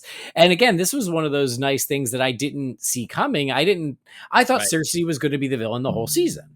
And when she gets captured in whatever episode 3 or 4, I think it was 4, or maybe it was 3. Maybe it was the end of 3 Captured at with, the end of 3. yeah, it was the end of 3. You're like, oh, well, they've already stopped the bad guy. So where do we go from Yeah. here? And that vision of, what could happen if she is allowed to continue was really cool. And like, there's lots of stuff in there. So you see the Trinity on spikes, and that was something where James Gunn is like, oh, I was very careful of like, well, yeah, you can absolutely show this, but you can't show that, but you could show this. You can't He show the new Superman costume. uh, it's in there though, but like that's it. Yeah. Um, he said that Blue Beetle was in here. I didn't see it. I can't see it honestly, but I'd have to go back, and I'm sure if I paused it, I could go find it. I've never really paused at that sequence. It's just what I could see as it played. So I don't doubt that Blue Beetle is in there somewhere, but now it's a reason to go back and rewatch that I moment. know I need to go back and pause it. I got a screen grab here, but on the screen grab, the only thing that's clear is the Trinity of Superman, Batman, Yeah. Wonder Woman. But it But was yeah, great to see what we know is a live action costume, in the animated series as well. I know for Batman it's mostly a silhouette, so we don't quite get treated to that. But for Superman to already see that matching of the animated world with the live action DCU, I don't know why it shouldn't mean as much as it did to me, but I love those things working together and just cementing that idea that yes, even in animated form, it gets to be part of the same universe as the stuff that gets put in front of cameras. Yeah. I do see Hawk Girl in here. So basically, a lot of the people we know. Mr. Terrific is in there, Peacemaker. Yeah. Fortunately, the internet has got my back, and there's plenty of people who've done these.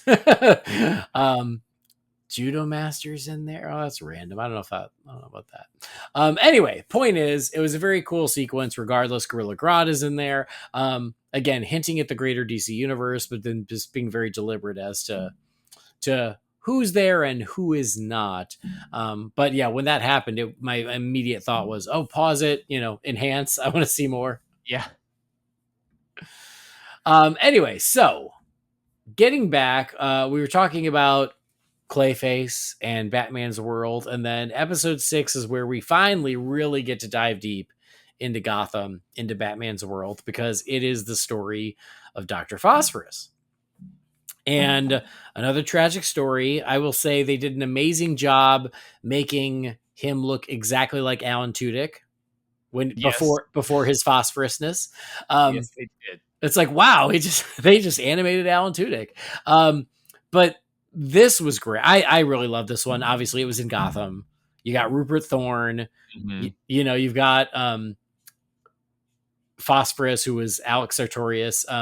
Him running up against Thorne, getting on Thorne's bad side. How he becomes, and then losing it, and like just being absolutely merciless with getting his revenge. But it's a terrific sequence, and then finding a way to enjoy what he is doing. Like the dance sequence was surprising, but I kind of loved it, and it's also very James Gunn. It is very James Gunn. It felt a little too, hey, it's like the opening of Peacemaker, but not as good. So there was a little bit of that. I liked his pimp outfit. I was into it. That was fine. I think it was just more of the, yes, the inherent ridiculousness of it. I guess there. James Gunn loves a dance off. He lives for it.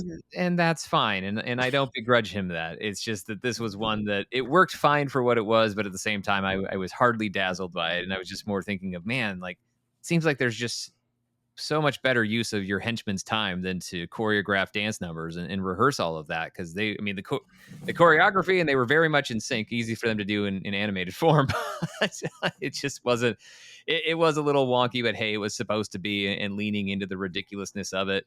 But as far as the backstory, this was certainly an example of, amongst other things, just the extreme violence of the murder scene of Alan's kid and wife and everything. I was just like, wow, this is, and I get it. It's, trying to make it as brutal and traumatic as they can. But I also, this is where, though, I feel not so much in the backstory scenes, but other moments, because these are the present days of these episodes are set in fighting, because by the time we get to episode 5, another part of the Clayface fight sequence is put up against, of course, the team being found out in Pakistan that they're there to kill the princess. So there's a lot of action, a lot of battling happening there, and then of course with the backstory stuff, and there's just a lot of hyper violence on the show, that when you deliver that in so much of the screen time in every episode, is that I'm not grossed out by it. I'm not wincing at it. It's not that I'm unable to look at it.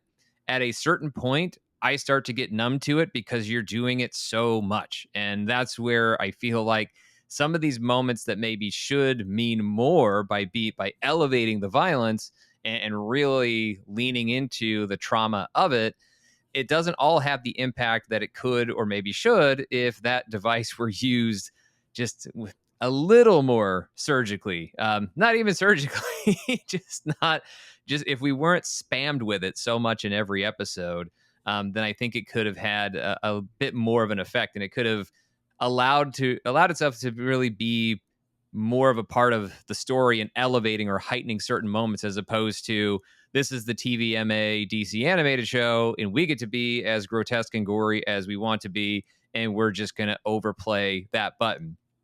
The approach to violence in this show is the same approach as a sixth grader who just figured out that they can use the F word and their parents won't hear it because they're at middle school. That's kind of the way the show spams its grotesque violence, which again, I don't have a problem with it as a concept. I don't have, I'm not prudish about seeing any of it or anything like that. I'm not offended by it. And in terms of whether or not it really works for the story, it's overused so much that it works against the story in some spots in my view.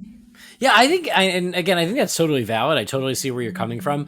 I do wonder if that is the downside of watching everything in a row. Is that I felt that way before I did a binge watch. So okay? All right, this was an issue for me even watching weekly. All right, well, fair enough. But no, I totally understand your point. And the double birds through the tank for phosphorus was awesome. Yeah, yeah. Nope, I think that's a point well taken. Although, let me say one thing in favor of the violence though, because sure. it's not like I'm totally anti-violence in the show. I did actually like Rupert Thorne being a brutally violent mob boss because after watching a lot of Rupert Thorne, Roland Daggett, we have all of these organized criminals in the world of Batman the Animated Series, where they're just, because of the tone of that show and it being a weekday afternoon and Saturday morning cartoon, that those gangsters were never really going to be gangsters, and they were never really going to do the sorts of things that you are afraid of gangsters doing. And so, Rupert Thorne being as flat out scary as he was in this, that was something that I did appreciate, in showing that, yeah, if that's what you're up against in Gotham, then that's where being true to that idea. This is the kind of warped, gross, violent stuff that a mob boss in Gotham would do. So that I did appreciate for Rupert Thorne. Yeah, I agree with that, and I think that is what worked for me, is when he kills Phosphorus's family, and then what he does to Phosphorus himself. Like, you want to see Phosphorus get his revenge, because Thorne is just so just vicious and unrepentant about anything that he's doing, that you all of a sudden become a partner in crime with Phosphorus, and be like, yeah, get him. Not necessarily his family, I'm not down with that, but yeah, get this bastard, he deserves it. I wasn't rooting for the Thorne children to get it either. No. At least in terms of the story, it makes sense for Phosphorus. It's very much eye for an eye, in terms of how he justifies it. And even the fact that he becomes a mob boss, it's not even about this ambition he had of being a mob boss. It's just, Rupert Thorne took everything from me, so I want to completely erase him by taking everything that belonged to him now belongs to me. And that's why I think he became a mob boss, is to take all of Rupert Thorne's things, because that's how much he hated him, as opposed to, now that I'm this irradiated skeleton, now I guess the next logical career choice is mob boss, because what else? Here's a question that I was wondering. I wonder if you thought the same thing. So after seeing Phosphorus lay waste to so many people throughout the course of this show, past and present, when Batman shows up for his silhouetted cameo in that 6th episode, was any part of you wondering, so how exactly did Batman stop Phosphorus? Because it seems like a pretty tough thing for Batman to deal with, the power level that they have given this character. And I know Batman stops metahumans all the time, and we buy it, and that's fine. And it's not that I don't buy it at all, but I didn't necessarily buy that this is something Phosphorus would be immediately intimidated by, because he would probably have to feel like he can at least hold his own against Batman. No, I hear you. I didn't think it at the time, because it's Batman. I know he's always going to get his guy. But yeah, that's that's an interesting observation. What's funny is that Batman shot, was all over the internet, within 2 seconds of the episode. But to the point where I was like, wait, what is this shot even from? And then I was like, oh, Creature Commandos, got it. That's how quickly it hit the net. And then, it got spoiled, but it's fine. I was happy to see it regardless. But it was nothing that James Gunn said, they initially came to him and they wanted to do more Batman and show more Batman. And he's like, no, I'm not, no, we're not showing that yet. We're not committing to that yet. less detail, more silhouette, more shadows, which I respect and I get. So it was funny when like there were fans who were trying to dissect the silhouette to Yeah. learn more. And it's like, no, there's nothing more to learn. All you need to know is that's Batman. He's here. He stopped Dr. Phosphorus. He's part of the universe. More to come. Yeah, I mean, I will say it did look like from the silhouette as much as we could see. The only thing that was clear is which Batman it wasn't, and it didn't look at all like Robert Pattinson's Batman, which again is something I think we mostly already knew. Yeah. Not that if they later decide we'd rather just stick with Pattinson's Batman and migrate him over to the DCU, I still think that option remains on the table for them if they want to until they really truly completely commit to another live action Batman. I suppose that's on the table, but I think the intention here, as illustrated in this silhouette shot of Batman, is they do want to go in a different direction for the DCU Batman, and just a hint of that Batman existing was exciting enough. Exactly. That's all I needed. I was like, great, more Batman, please. I love it. And what little we could saw, like I dug the mood, I dug the vibes, Yep. and I would like more. And James Gunn said, Batman's one of my all-time favorite characters. He goes, even when I was working for Marvel, even then I told you Batman was one of my favorite characters. And so he's like, we're gonna do great things with him. We're gonna do great things with Superman, and we're gonna do great things with them together. And I'm like, amen, brother. Tell me more. Absolutely. Can't wait for any of that. But I'm happy to watch a Superman movie in the meantime. Damn right. So Rupert Thorne, as we said, does not make it out of this. Was there any part of you that was disappointed that like, oh, well, he ain't showing up in the movies? No, not really, because Batman's got a whole lot of mob bosses that can be part of his world, and quite frankly, really don't care about Batman's strategy for dealing with organized crime in Gotham. Just not worried about that. I want the more fantastical Batman rogues gallery to be out there. So I can't say how badly I want a walking pile of mud Clayface and a flying man bat on leather wings.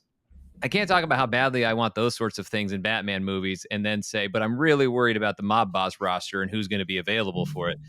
That's the side of Batman that I've been treated to plenty of in movies, even though I know it's mostly been Falcones and Maronis. But I've got enough of Batman dealing with mob bosses. I want the more extraordinary antagonists of Batman's world to be what he has to devote. At least the time that I spend with him in a movie, I want it spent more on that side of things as opposed to organized crime. Yeah, no, I'm completely with you. I was just curious because I did when he was killed. I was like, oh, okay, all right, no Rupert Thorne. But I also am like, well, to your point, there are so many mob bosses in Gotham anyway. Rupert Thorne felt like a great nod, a great character to show up that we know, but also somewhat expendable. So to me, I was like, oh, that makes sense. Yeah, give me a corporate goon like Daggett. If we really got to have somebody a little more grounded, Yeah, maybe behind what turns into the creation of some crazy fantastical villain for Batman. So there's plenty of other spaces for that. So I'm okay with Rupert Thorne being dispatched here. At least he got to be again a brutal mob boss for the limited time we spent with him in the DCU. yeah. I was a little more concerned because when we leave Clayface, it could go either way. I was because they kind of leave it as if he died, even though we know Clayface usually comes back. And so I was like, Yeah, I'm oh, fine with you wouldn't kill Clayface, would that. No you? way. And James Gunn, yeah, he quoted the old, rumors of Clayface's death have been greatly exaggerated. So Yep. we good. But anyway, so yeah, we get the Dr. Phosphorus background with in Gotham, and I'm trying to. I don't know if I've picked a favorite episode, but it's in the running, but mostly just because of the Batman vibes. Even though Batman's only in it for a second, but just the Gothamness of it, I really dug. Yeah, it's tough. I mean, favorite to episode is definitely. I mean, I give the nod to episode 3, although the finale is also pretty great. Obviously, I'm a big fan of 5, but really that comes down to one sequence, the Clayface, the Clayface sequence that really powers that. But yeah, I mean, there's no episode that I flat out don't like. I mean, even Weasel's episode 4, there's a lot of that episode that I liked. And I mean, what I also like about by the time we get to the finale, also for episode 5, though, that actually does have, I think that's the one that has a really great cameo. I mean, we talk about DC Easter eggs, but that's the one that has the James Gunn Easter egg, whereas they're flying around, I think it's one of the cities in Pakistan. There's a big piece of artwork, big, I don't know, photo painting, whatever it is, of Dr. Wesley Von Spears, one of James Gunn's dearly departed dogs who got to be in Guardians of the Galaxy. So, obviously he's talked about his canine inspiration for Crypto, but him paying homage to Dr. Wesley Von Spears was very sweet and very cool. So see, I do care about a lot of the things that James Gunn cares about, just not you. But one thing we haven't touched on yet, although you did mention in terms of the bait and switch or role reversal, whatever you would want to call it, for the Bride and Rick Flag. I just do love that Rick Flag was wrong in this one, and I love that everything about it was him thinking that whether it was Waller or the Bride or whatever it is, that ultimately Rick Flag was flat out wrong and kind of screwed things up, and he was the one who really gave the princess the kind of heads up that she needed, and that's what allowed the whole Clayface thing to kind of be a part of this. That Rick Flag really screws up, and it just shows, again, very, very deeply flawed, easily manipulated dude. Maybe not so easily, but ultimately manipulated dude. Where it's the other characters who really get a chance to shine. That Rick Flag could be a really cool, fun, and capable character, but he can also be flat out wrong. And if he goes up against Clayface, he's getting his ass kicked. Well, and I think that in addition to that, when we started the season, we said, oh, it's the Suicide Squad with monsters. It's that formula. And that is how it starts. But I appreciate that they mix it up as they go. You take out the assumed leader. He is wrong. And he ends up in critical condition, barely survives the season. The Bride takes over. The mission is not the mission they thought it would be. The villain turns out not to be the villain. And so, again, it was all those things that I thought were nice surprises. And by the end, completing the mission, we started with 7, and by the end it was just 4, right? It was Bride, Nina, Phosphorus, Weasel in that final sequence. Yeah. Because GI Robot gets blown up. Rick Flag almost dies at the hands of Clayface. And staying true to the beating that he took. I think that's the other thing is, leaving him off the board after that beating from Clayface. Look, they're really selling it that this is how big and bad of a number Clayface did on him, that Rick Flag doesn't physically make it back from that by season's end. Yeah. So, and I guess the 7th is Frankenstein. He doesn't really count. But anyway, so he's not on the team. He's not on the team, but they lose people along the way. And so by the end, we lose one for good. We almost lose Rick Flag, and GI Robot as a robot comes back. But again, like it doesn't go the way you would expect, and I think that just helped the story along. Totally agree. So yeah, I mean, that was the climax. We talked a little bit about that already. The final episode was that backstory of Nina, which I thought was I mean, yeah, maybe that's my favorite, because it's like a great backstory and a great culmination of the season. It just sucks that Nina doesn't make it out. Yep. But the Bride gets her revenge against the princess, and back they go, and they're like, well, what next? And then we get that final moment of her going in, and we now see who is now available to join the Creature Commandos, including some old friends. So Weasel's still in there, like you said, licking himself. GI Robot is back with a new and improved, bulkier body. You see Phosphorus playing ping pong with Nosferatu. Mm-hmm. And Nosferatu had a moment earlier on in the season during there's like a fight in the cafeteria or something, right? Yeah, so they had her in the periphery, and which makes me think that she actually will be on the squad in season 2. Is her having a couple of appearances leading to that, I think seems like some sort of declaration of intention, but for sure, also be reading too much into that. No, I think so. I think that, and she makes perfect sense. It's a vampire. Like, of course she should be on the team. Yep. Khalees the Mummy, who I am not familiar with in DC canon, but I just like the idea of a mummy joining the team. Yep. Total exact same feelings. Okay. And then King Shark, the return of the James Gunn Suicide Squad version of King Shark, this time voiced by our old pal, our beloved Diedrich Bader. Which is great to anytime you hear Diedrich Bader, and then also being able to see King Shark on the squad. I am very, very happy about that. So, I imagine they will probably throw in one or two surprises of who also gets to maybe make the team, and maybe it won't necessarily be everybody that we see here. But I certainly feel like I'm even as confident as I am in Nosferatu making it on the team. I'm even more confident in King Shark making it onto the team, and that is certainly a welcome addition. And you know what? If there's just not enough space for Weasel, I'll find a way to live with that. Yeah, he'll get over it. But I mean, that's a really fun new lineup. Not knowing a ton about Nosferatu or Khalees, I don't really care. It's a vampire and a mummy. That works for me. I'm an easy mark. But it's like just enough of our favorites from last time, and then just enough new flavors with these new folks, and then Frankenstein's still out there, and he's going to keep causing trouble. And I mean, could potentially take over as the new central antagonist for all we know. I mean, this guy is a problem that needs to be dealt with, and I don't know if that's because he's going to learn and grow and become a better person, or if he's going to continue being terrible and he has to be stopped. I'm not really sure, but either way, I'm excited about it, and it doesn't even matter to me at this point who the antagonist ultimately is. I am excited for the team that is carrying over from season 1 to season 2, and the potential new members that are alluded to here at the end.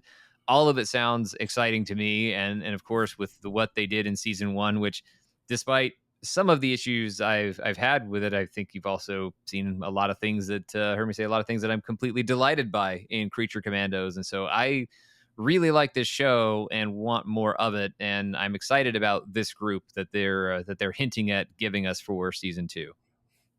Well, great. I agree with all that. So, is there anything else about season 1 that you wanted to bring up but we haven't had a chance to? I don't think so. I'm pretty sure we've covered it until we stop recording in like 20 minutes from now or something like that. I'm absolutely going to kick myself with something else I wished I had said, but I think for now I think I'm good. Until inevitably I'm not. Yeah, that is usually the case. Okay, so you said your favorite episode was Cheers to the Tin Man, which was the GI Robot episode. Yep. And does that mean GI Robot is your favorite commando? I think so, because Clayface isn't on the team. So, due to that technicality, GI Robot has to. Yeah, I would say GI Robot is my favorite. Although, oof, I mean, really pushed by Nina. And also the bride's pretty cool. Wow, we're quickly going from GI Robot as my clear favorite to a 3-way tie. But no, I'm going to give the edge to GI Robot, and maybe it's just because his episode ultimately turned out to be my favorite. And I do think it's not just my favorite. I would rate it as the best of the group as well. All right. I still can't pick a favorite, which I guess is a good place to be. It is. Yeah, it's not like GI Robot is way out in front as a favorite. I'm pretty much just as excited about the bride and Nina. I'd say Phosphorus is decidedly behind that group, even though I still like him. But yeah, GI Robot, the bride, and Nina are definitely the ones who overall carried the show for me. And you got to give extra credit to Bride and Nina for really carrying it throughout, whereas GI Robot got to, take a not quite final bow in episode 3 and then not have to come back until the end of 7. Right. So what was your least favorite episode? I'd probably go with Chasing Squirrels, the Weasel episode, just because I found it so deeply unpleasant. I know it was intentionally unpleasant. You're not supposed to like a backstory that involves kids dying in a school. But they took something that was always going to be inherently hard to watch and made it. I think it was even more brutal than it already had to be to really. And I don't know if that was to add even more to the sympathy of Weasel or not, or just some sense of being honest about how horrific that sort of scene would be. And they certainly honored how horrific that could be with the way it was depicted. But that's the one where if I'm doing a season-long rewatch, that's the one where I get up and go to the bathroom and make myself a snack because there's some of that stuff I'd just rather not see again. Yeah, no, that's fair. I feel like And a few weasel shrieks I'd rather not hear again. sure. As far as favorite episodes, I'm torn between episode 2, which is the Tourmaline necklace, which is the Frankenstein bride one, because I really like that one. Even though that, we haven't talked about that one a lot tonight because we talked about it way back when, but I really like that one. But also the phosphorus one, which is Priya tells Skelet, and then the finale. It's tough. But my least favorite is the Iron Pot, kind of for the same reasons you chose Chasing Squirrels. Like I feel like it's kind of boring and then it's unpleasant, so it's a double whammy for me. Yeah, I can't put an episode that Clayface appears Oh, in. but yeah, that's the bright spot. It's the flashback story I'm not into, but It's the Clayface arguably part's my the best favorite part. single sequence of the of the show. Well, that's So fair. not my favorite overall episode, but my favorite individual sequence of the show. Although that has entirely everything to do with my bias in favor of Clayface, because there's plenty of stuff in that GI Robot episode that I would say were just as much fun to watch as a fan. All right. Well, great. So, season 1 of Creature Commandos, we're looking forward to season 2. I am very curious to hear a timeline for season 2 because I don't know if it's something that they had already started or if they're now starting, they're starting now or when. But hopefully it's sooner than later because I am excited to check back in on these folks and see what happens next. So, we'll see. Let's give season 1 a letter grade. Why not? What would you give what would you give it? I think I'm almost tempted to go B+, but I feel like it's better than that. And so but I didn't fully love it, so I'm not going to go A or A+. This feels, I hate doing letter grades for stuff like this, but for the sake of the conversation, I'll go ahead and give this one an A- because I think it mostly hits what it's aiming to do, even if I don't necessarily love every single thing that it was aiming to do.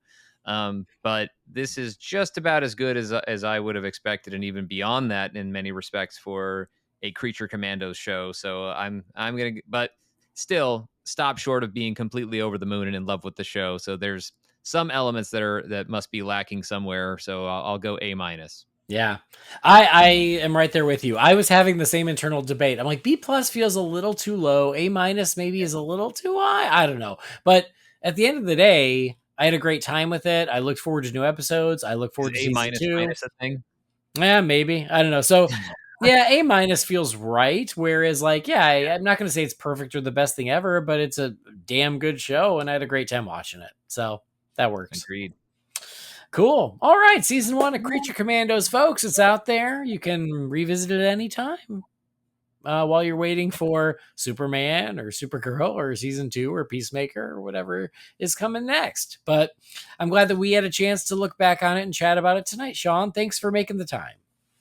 Thank you for having me. It was much appreciated. Had fun watching the show, had fun talking about the show, and always great chatting with you. Well, I appreciate that. And there's always a seat for you at our table, so I'm glad that you were here. Where else can our friends at home find you if they want to?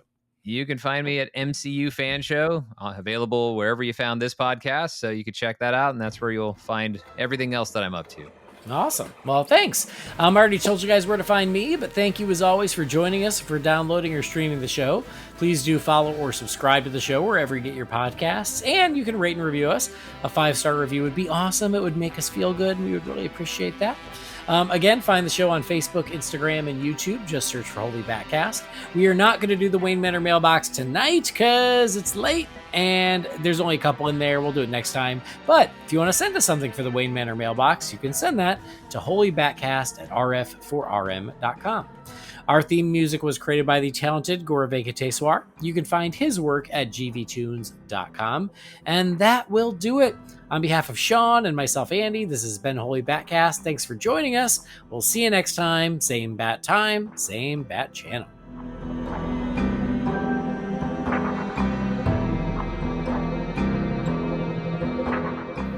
Holy BatCast is not affiliated with Warner Brothers or DC Entertainment. The views and opinions shared by the participants are theirs and theirs alone and do not represent the companies or organizations they happen to work for.